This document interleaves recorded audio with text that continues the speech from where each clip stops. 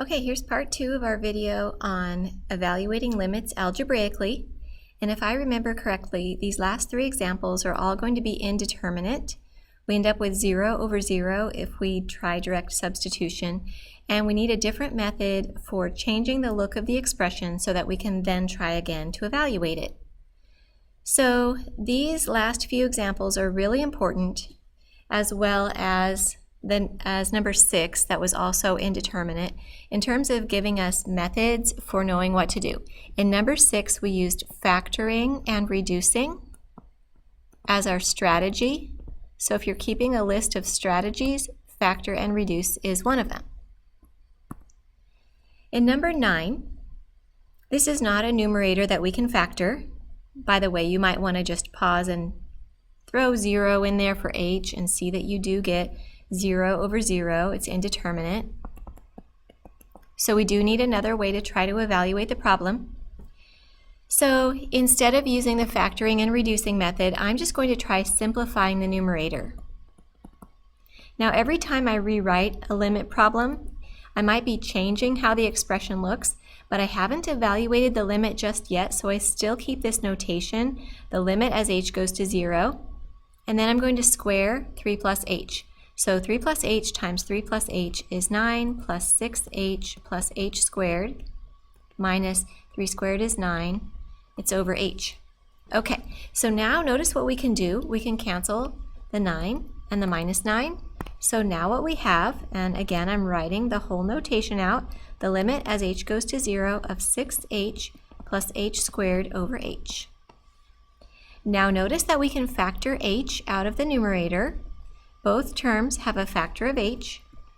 So if we do that, we have the limit as h goes to 0 of h times the quantity 6 plus h over h. So we can cancel the h from the top and the bottom.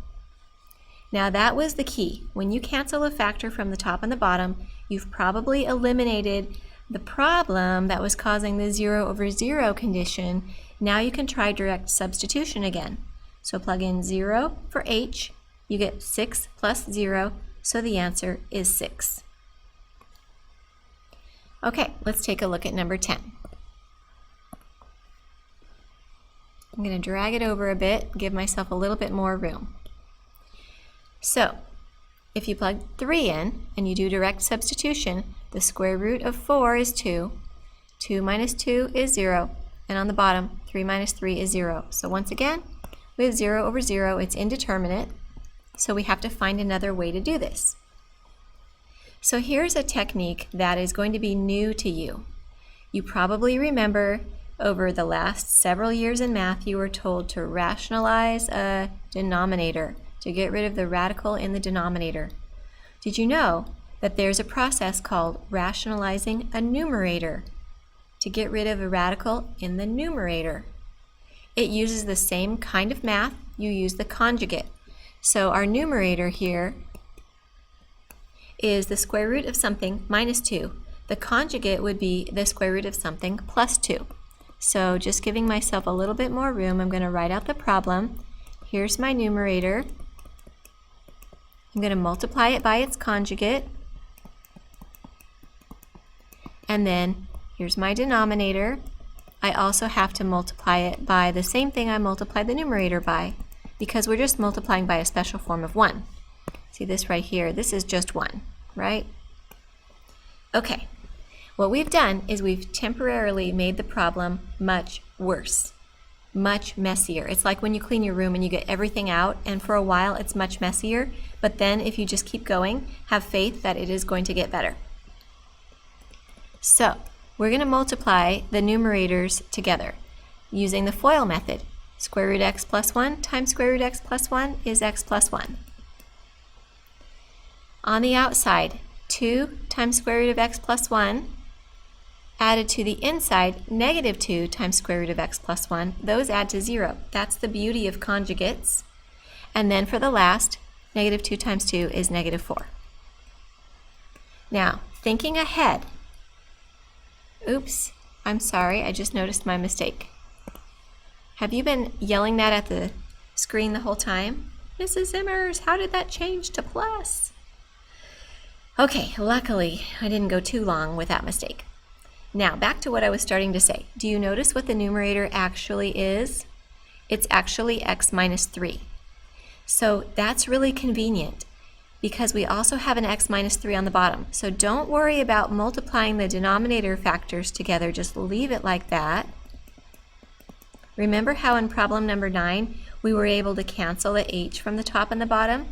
Well, in this problem we're able to cancel the x minus 3's from the top and the bottom.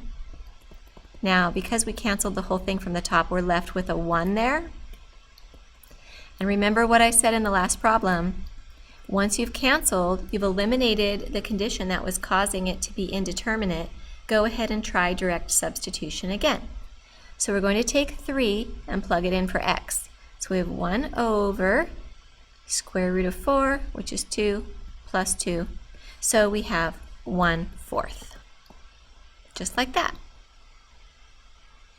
And let's do our final example.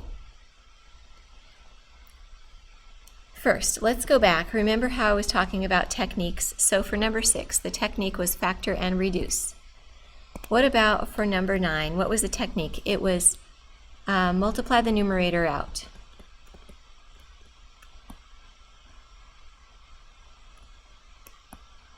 And simplify it.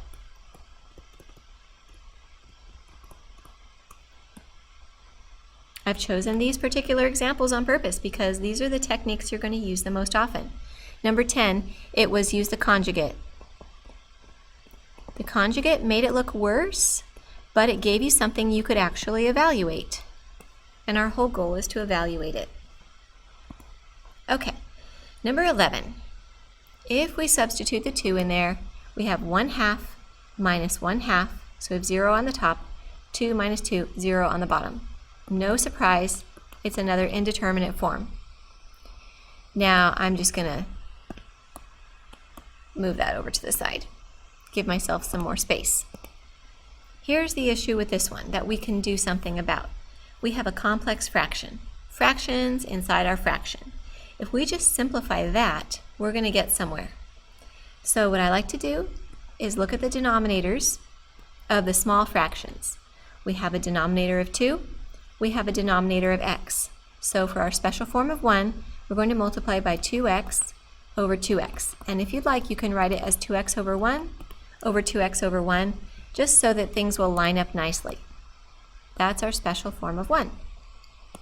Okay, 2x, whoops, here, let me write my notation. Don't want to get ahead of myself here. Always writing the limit as x approaches 2 before the expression until you get to the point where you're evaluating it, which is where you're plugging in and getting your answer. Okay, here we go. 2x times 1/2. The 2's cancel, leaving you with x. Minus 1 over x times 2x. The x's cancel, leaving you with 2. Over.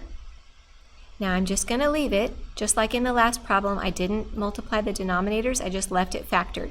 2 minus x times 2x. Why do I leave it factored? Because I notice that the top has x minus 2, the bottom has 2 minus x. Now those aren't the same, but they are opposites. It's like having negative 7 over 7, or like having 12 over negative 12. What do you get if you cancel them? You get negative 1 instead of 1. So what we have now is the limit as x goes to 2 of negative 1 over 2x. Since we've canceled a factor from the top and the bottom, we've probably just eliminated the condition that made it indeterminate, so let's go ahead and try direct substitution. Take the 2, substitute it in for x, and we get negative 1/4. And that's our answer. So that takes us to the end of this lesson. Here are the homework problems. Please let me know if you have any questions. Thanks, everybody.